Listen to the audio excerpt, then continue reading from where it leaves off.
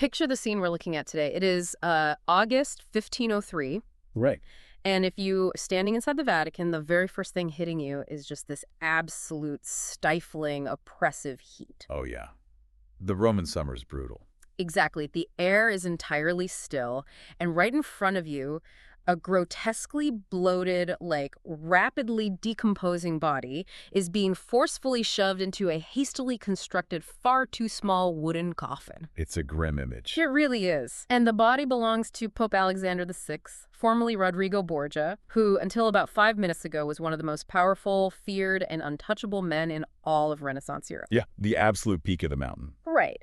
But the people shoving him into this box, they aren't handling him with reverence. I mean, they aren't mourning. They're just sweating, holding their breath, and trying to get this absolute nightmare over with. Because it is the ultimate real-time visual collapse of papal authority. I mean, if you're looking for dignity here, you won't find it. Not at all. There are no high priests attending this makeshift burial. There are no wax tapers burning to guide his soul, no choirs of chanting monks offering final prayers. It's just a rush job to get him in the ground. Exactly. In fact, if you look past that gruesome scene at the coffin and, peer into the Pope's private chambers, the rooms have already been stripped bare. Wow. They were pillaged by his own staff. The absolute second the breath left his lungs. That's totally looted. Yeah, all the tapestries, the silk cushions, the gold crucifixes, the heavy silver just vanished. The absolute, undisputed center of power in Italy has been reduced to an empty, echoing room in just a matter of hours. And that empty, looted room is the center of our deep dive today. So welcome to it, because we're looking at how a man who literally held the world by the throat on a Tuesday could be completely bankrupt by Friday. It's a fascinating collapse. It is. Just to give you the quickest possible recap of how high the stakes were. Cesare Borgia, Alexander's ruthless son, had reached the absolute peak of his power. He commanded vast armies and held the newly conquered territories of the Romagna. Right, he was essentially untouchable. Exactly. But at this exact moment in August 1503, the papal authority that funded and legitimized his entire empire just evaporates in an instant. And we are conducting a strict structural autopsy of that power today. I'm going to be really clear with you listening.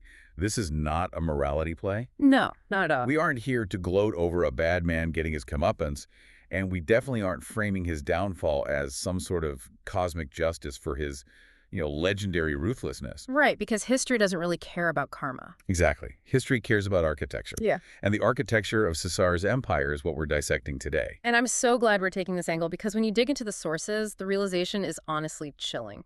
Caesare's collapse is the exact mirror image of his rise. There really is a perfect mirror. Every single mechanism that made him powerful, the armies, the strategic alliances, the pure terror he instilled in his enemies, all of it contained this fatal, microscopic seed of fragility. Because it all rested on one pillar. Yes. That fragility existed because his entire system, this vast European war machine, relied on one single external variable, which was his father's papacy. That is the core thesis of our analysis today. Cesare was a brilliant tactician, an administrative genius in many ways, but his power was fundamentally flawed at the bedrock level. So how does a massive empire like that just fall apart so spectacularly? Well, to understand that, we're going to explore 3 specific failure modes. First, we're looking at what happens when borrowed capital is recalled. Like when the bank comes to collect. Exactly. How the alliances, the troops, and the purchased loyalties all just evaporate the literal second the guarantor of those deals dies. Right. And second, we're diving into timing as fortuna. We'll look at the idea that there is one chaotic variable in life, luck, timing, fate, whatever you want to call it, that even the absolute greatest skill simply cannot override. And third, structural dependency. We really have to break down the massive and ultimately fatal difference between power that you build from the ground up and power that someone else simply hands to you. Let's get right into the timeline then, because the speed of this unraveling is just breathtaking. We are looking at a 72-hour window that completely rewrites the map of Europe. 72 hours. It's incredibly fast. It is. So, August 12, 1503, both Pope Alexander VI and Cesare Borgia attend a dinner party at a cardinal's villa. It's an outdoor banquet. Right. Shortly after eating and returning home, both men fall gravely ill. The sources describe severe shaking fever, intense vomiting, complete physical collapse. They are basically struck down simultaneously. Which immediately triggers a medical response that, well, to our modern ears, sounds like a horror film. Oh, completely. But it was completely standard for the era. Renaissance medicine was entirely based on humorism, the idea that the body was governed by four humors, and illness was just an imbalance of those fluids. Right. So for the aging pope, who was in his 70s and already fighting a severe recurring fever, the doctors decide the best course of action is aggressive bloodletting. Which is just crazy. They drained 14 ounces of blood from a man who was already dangerously dehydrated and weak. 14 ounces. And, I mean, what they do to Cesare is somehow even worse. Cesare is in his late 20s. He's legendary for his physical strength and stamina.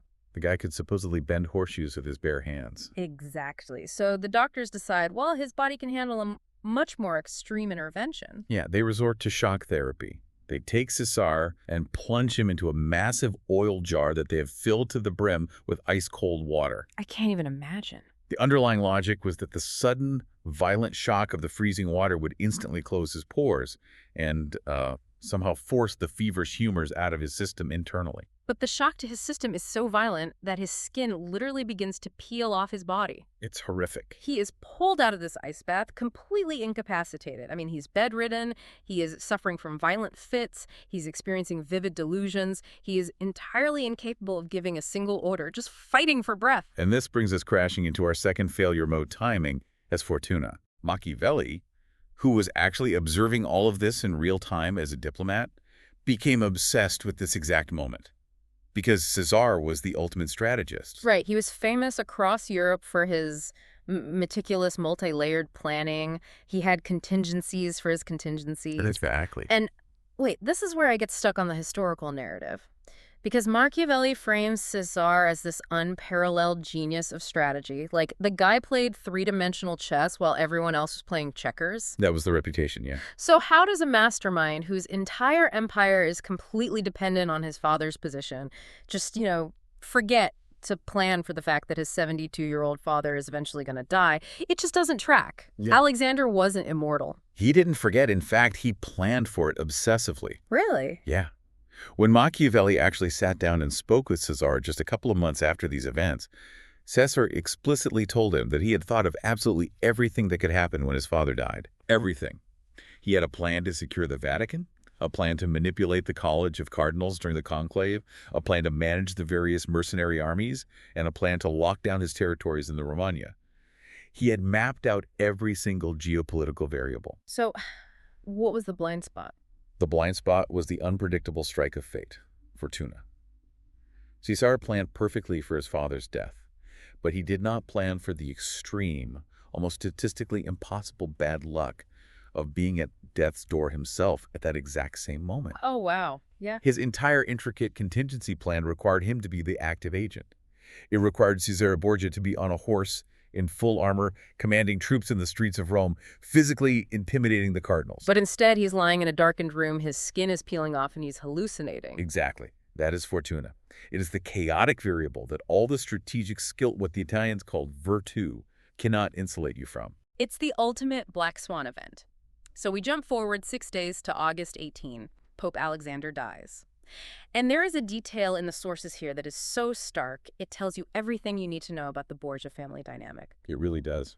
Throughout this entire agonizing week, Cesare never once leaves his bed to go visit his dying father, not even to say goodbye at the very end. You have to view that through the lens of absolute cold-blooded pragmatism. Yes, Cesare is fighting for his own life, but he also possesses a terrifying clarity about his situation. He knows the clock is ticking. Exactly. He knows that the exact second his father's heart stops beating, the hourglass is flipped on his own survival. Wow. Sentimentality is a luxury he literally cannot afford. Right. Every ounce of his fading energy has to be directed at preserving the machinery of his power. And we see that machinery kick into gear, even with Cesare incapacitated.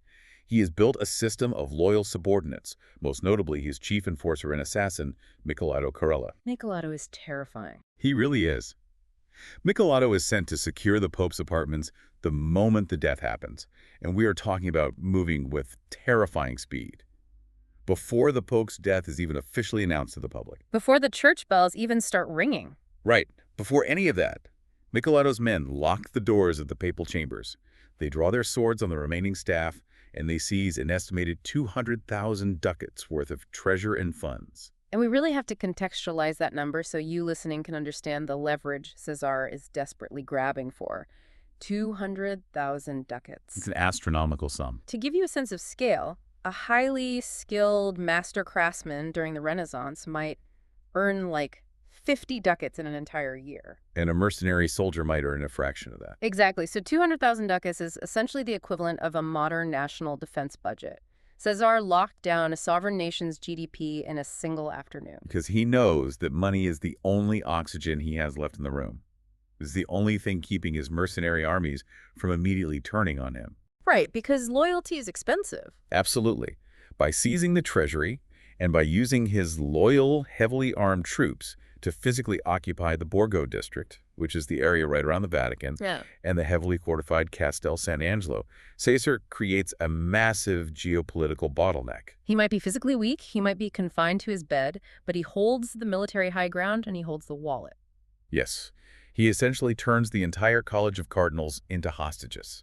They are absolutely terrified of him. I mean, even though the rumor is out that Cesare is dying, they can look out their windows and see Borgia troops patrolling the streets. It's pure intimidation. He forces the cardinals to negotiate with him before they can even safely gather in the Sistine Chapel to hold the papal conclave and elect the next pope. As a desperate, tactical holding action, it is undeniably brilliant. In a vacuum, yeah, it's a brilliant tactical stall. Yeah. But if we pull the camera back and look at the macro picture, this is where the structural autopsy really begins. Right, let's look at the broader map. Because while Caesar is successfully strong-arming a few dozen terrified old men in the Vatican, his broader European empire outside the city walls is instantly, violently fracturing. And this is where we see the dominoes start to fall.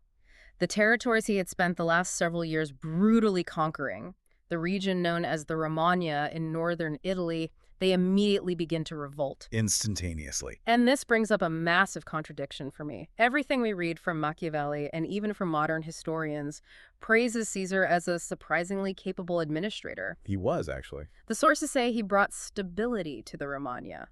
The common people there generally preferred his efficient, unified rule to the chaotic, petty warlords he had violently deposed.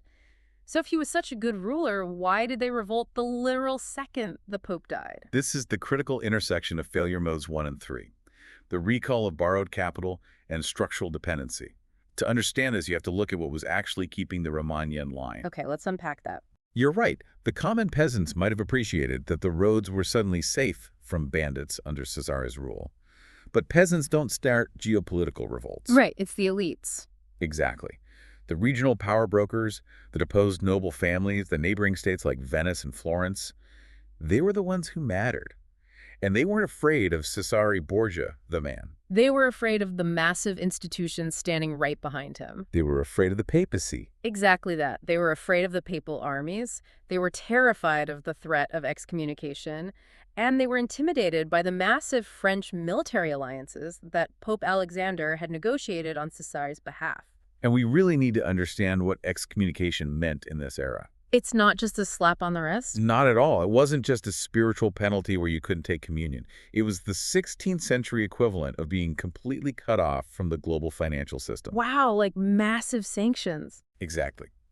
If a ruler was excommunicated, all of his treaties were nullified.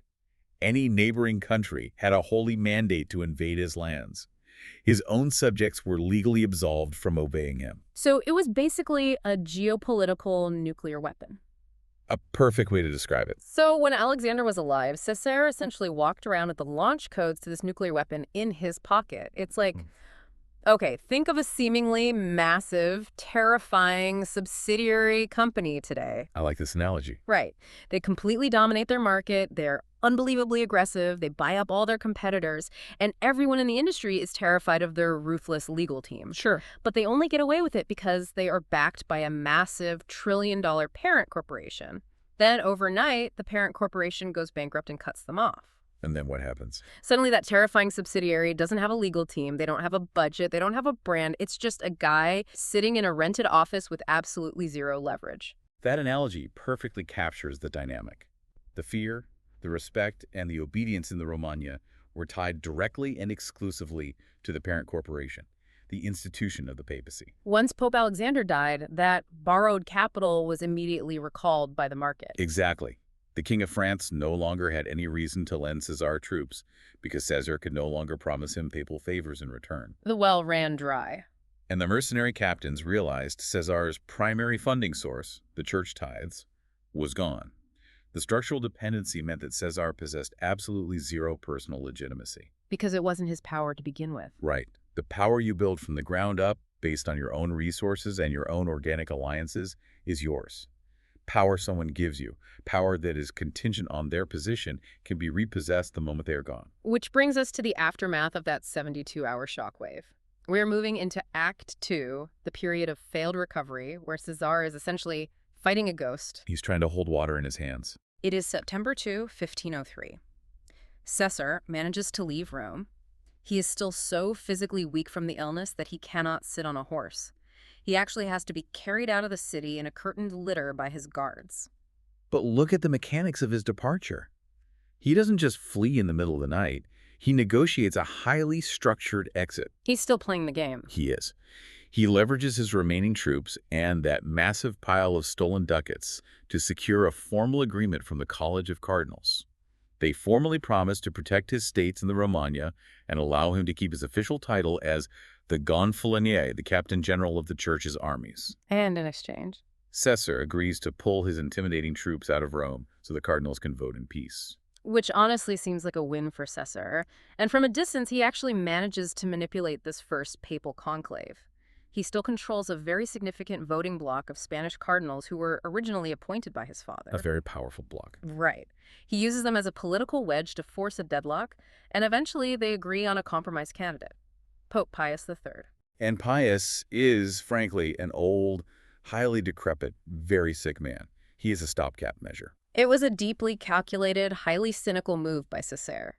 He knew he couldn't get a pure Borgia loyalist elected, not with the enemies his family had made, so he played for time.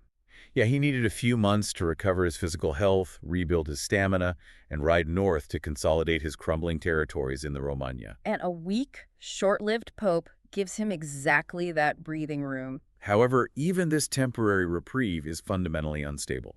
Pius III might have been a compromise candidate, but he was a seasoned diplomat. He wasn't a fool. He saw right through it. Exactly. The historical sources note that Pius looked at Cesare's situation and remarked that the young duke would come to a bad end. Pius recognized that Cesare's position was entirely artificial. And that breathing room, that insurance policy Cesare just bought, it completely self-destruct. It falls apart so fast. October 1503, Pope Pius III dies after just 23 days in power. The stress of the office and his failing health just wiped him out. 23 days. That's terrible luck. It really is. Cesare is forced right back to the drawing board, back into the chaos of another conclave. But his hand of cards is radically worse than it was a month ago. His physical health is slightly better. He can stand, he can speak. But his political health is terminal. The territories in the Romagna are falling exponentially faster now. The rival noble families are swooping in. Yeah, the Orsini and the Colonna, they are rapidly reclaiming their ancestral lands. The Venetians are marching in.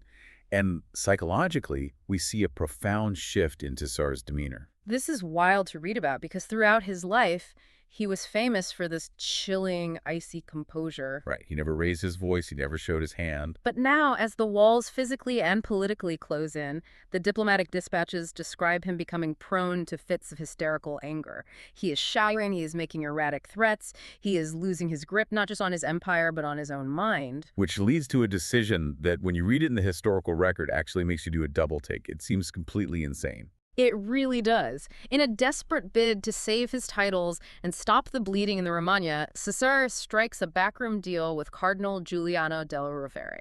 Who is not just another cardinal in the mix. Giuliano della Rovere is the absolute most bitter, entrenched, long-standing enemy of the Borgia family. Like enemy number one. He spent a decade in exile trying to get foreign kings to invade Italy just to depose Cesare's father. He hated Alexander, and he deeply, personally despised Cesare. Right. And this is where the math just does not work for me. You are Cesare Borgia. You were supposed to be the ultimate pragmatist. You know how the game is played. Why on earth would you trust a guy who has spent 20 years trying to exterminate your bloodline? It sounds totally irrational. So Cesar agrees to use his block of Spanish cardinals to vote for Della Rovere, essentially handing his worst enemy, the papacy, on a silver platter. And in exchange, Della Rovere promises, swears on the sacraments, that Cesar will keep his title of Gonfalonier and all his conquered lands. On November 1st, 1503, the deal goes through.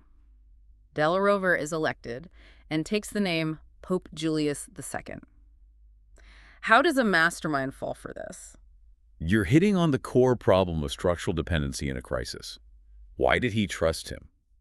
The grim, uncompromising reality is that Cesare trusted Della Rovere because he literally had no other option on the board. Oh, wow. He had nothing else. His independent foundation was non-existent. He had nothing left to trade. He was totally bankrupt. Let's look at the mechanics of his bankruptcy. Yeah. His armies were dissolving because without the papal treasury, he couldn't pay them long term. Right. His grand alliances with the King of France and the King of Spain were evaporating because he had no papal influence to offer them in their geopolitical struggle. The well was dry. He was a man drowning in the middle of the ocean, and Della Rovere was the only one who threw him a rope. Did Cesare know it might be a trap? Almost certainly. But he had to grab the rope? Exactly.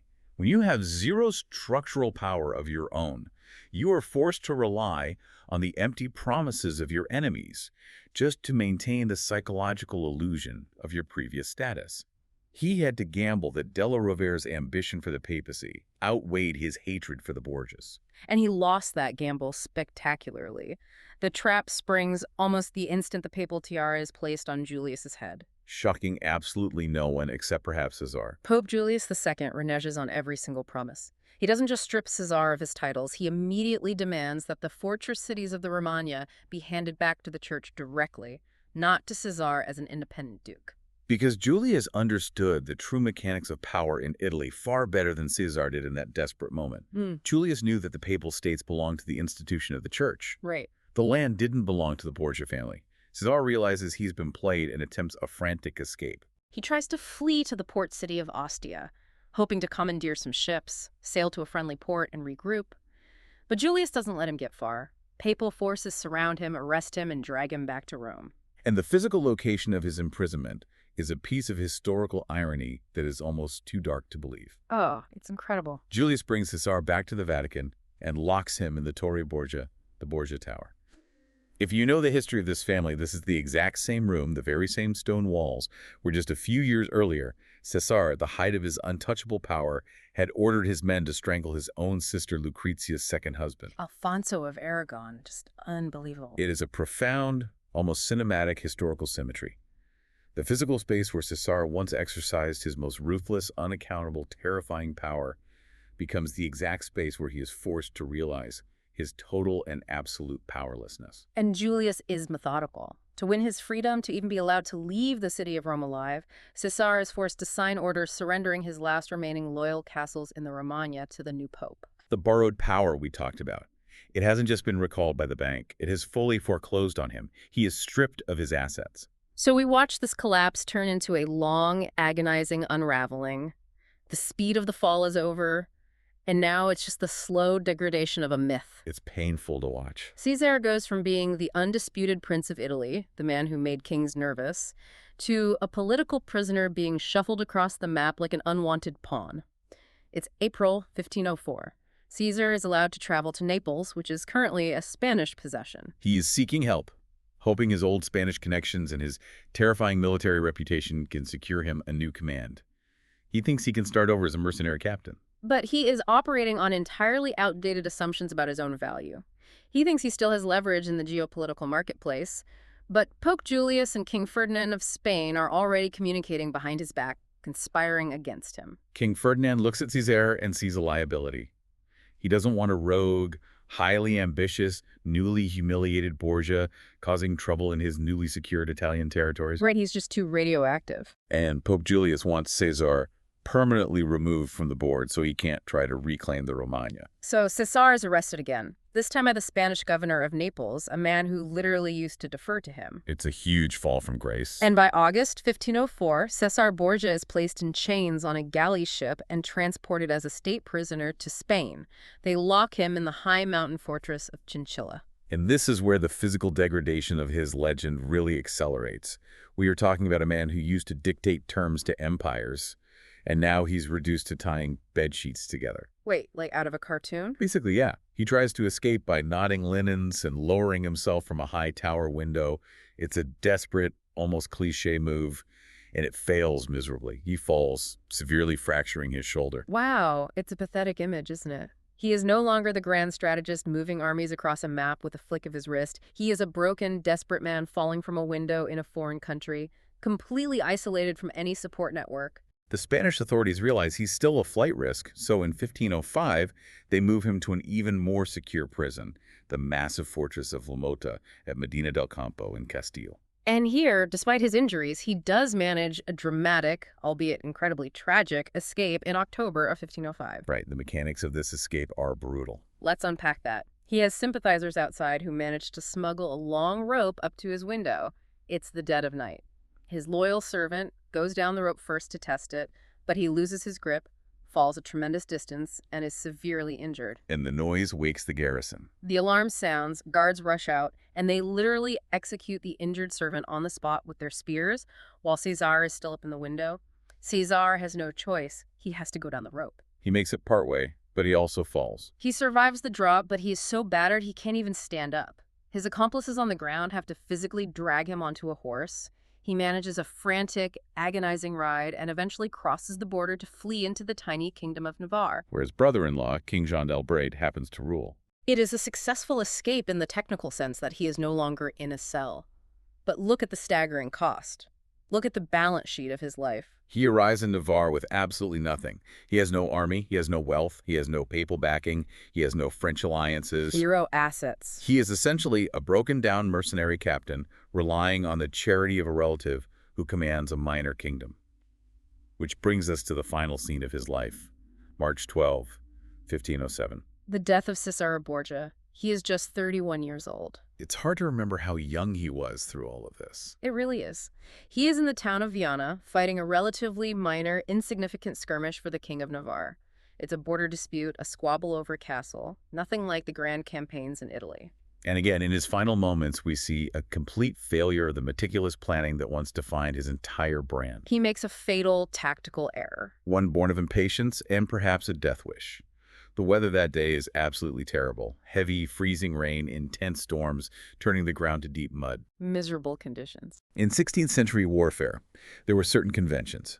And one of them was that armies generally didn't launch surprise attacks in the middle of a torrential downpour because gunpowder got wet and cavalry couldn't maneuver. Right. Believing that the opposing forces wouldn't dare attack in such bad conditions, Cesare withdraws his sentinels and guards. He lets his men stand down.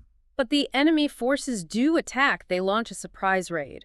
The alarm sounds in the town of Viana, and there is total screaming confusion. Total chaos. Cesare, acting on pure adrenaline, pride, and perhaps a deep, boiling rage at what his life has become, dresses frantically, but he doesn't put on his heavy, full-plate armor. He only straps on light armor. Huge mistake. He grabs a lance, mounts his massive war charger, and rides out toward the enemy. But he rides out so aggressively, spurred by such intense fury, that he completely outdistances his own men. He is charging into the storm entirely alone. He rides straight into a deep ravine, which is essentially a geographical bottleneck, where he is suddenly ambushed by 3 enemy knights. They surround him. He fights desperately, and the sources say he fought like a demon, but the numbers are simply against him. And he's missing his main armor. Exactly. He made that crucial, fatal mistake with his armor. He is overwhelmed. A fatal strike gets him. One of the knights drives a spear up under his arm, right into his ribs, targeting a gap where his light armor offers absolutely no protection. They kill him. And the aftermath of this skirmish is just incredibly brutal to read. These knights, these local mercenaries from a minor kingdom, have absolutely no idea who they just killed. They don't recognize his face at all. They completely strip the body because armor and weapons are highly valuable commodities. They take everything. They leave Cesare Borgia, the former Duke of Valentinois, the conqueror of the Romagna, bleeding out in the freezing mud, completely It's naked. so visceral. The only dignity afforded to him in the end is that some anonymous passerby later walks past the corpse and places a loose stone or roof tile over his genitals to cover him. It is the ultimate, final erasure of his power and his identity. It is a complete zeroing out of the ledger. That profound anonymity is what really strikes me. The men who killed the legendary, terrifying Cesare Borgia, the man who inspired Machiavelli, the man who kept the kings of Europe awake at night, they didn't even know it was him. Just another body in the mud to them. Exactly. They just saw a guy in nice armor and killed him for the loot. It wasn't until hours later that his loyal squire Juanito was wandering the battlefield, saw the looted distinctive armor in the hands of some soldiers, followed their path, found the naked body, and burst into tears. That was the moment anyone realized the great Duke Valentino was dead in a ditch. Which brings us to the final movement of our deep dive, the lesson, and Machiavelli's final verdict on the nature of dependent power. Machiavelli, as we know, used Cesare as the primary defining case study for his masterpiece, The Prince. He observed Cesare closely during his absolute peak. He watched the entire terrifying machinery operate, and he analyzed his catastrophic fall. And when you read The Prince, Machiavelli is surprisingly generous to Cesare, right? He doesn't condemn him as a monster. No, he praises Cesare's virtue. He admired how Cesare perfectly combined the raw, terrifying strength of the lion to frighten away the wolves and the cunning, deceptive intelligence of the fox to recognize the traps. He even went so far as to praise Cesare's use of cruelty, calling it well-used cruelty. Right, because Cesare's violence was swift, decisive, targeted, and it ultimately brought political stability to a chaotic region, unlike the prolonged, erratic, selfish cruelty of the warlords he replaced. Machiavelli genuinely believed that Cesare did everything mathematically, structurally correctly within the specific system he operated in. He was a brilliant administrator, he reformed the laws, he was a ruthless but highly effective tactician. However, for Machiavelli, Cesare is ultimately the great, tragic, cautionary tale about the absolute limits of virtue when faced with fortuna. Because all that skill, all that administrative genius, all that lion and fox energy meant absolutely nothing without the foundational structural support of his father's papacy. Let's take that a step further. This is the core takeaway for you listening today. We have to explicitly, clearly define the difference between structural power and borrowed power. Right. Let's make that distinction clear. Caesar's empire was a magnificent, terrifying, highly efficient facade. But it was a house built on a foundation he did not own and could not control. The papal authority was the bedrock. Cesare was brilliant at wielding the sword, he was a master swordsman, but as we said earlier, someone else owned the forge. When the owner died, the forge was locked. Let's bring this into a context that makes sense for you today, something outside of 16th century Italian politics. Okay, let's hear it. Think of a brilliant, highly aggressive startup founder in Silicon Valley. They have a massive industry-disrupting vision. They are charismatic. They are hiring the absolute best engineering talent away from Google and Apple, and they are scaling their user base at a terrifying, unprecedented speed. Right. And from the outside, they look invincible. They look like an absolute genius when the cash is flowing. The financial magazines put them on the cover. They are giving TED Talks, and their legacy competitors are genuinely terrified of them, completely upending their own strategies to try and compete. But if you look under the hood, they haven't actually built a profitable product.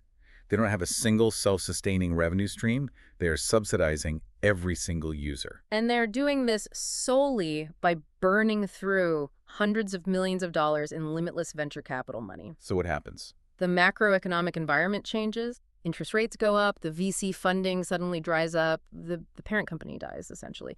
And because they never built structural power, because the power was entirely borrowed from investors, the entire company collapses overnight. They can't make payroll on Friday. Exactly. Cesare Borgia lacked that independent foundation. He was the ultimate over-leveraged startup founder.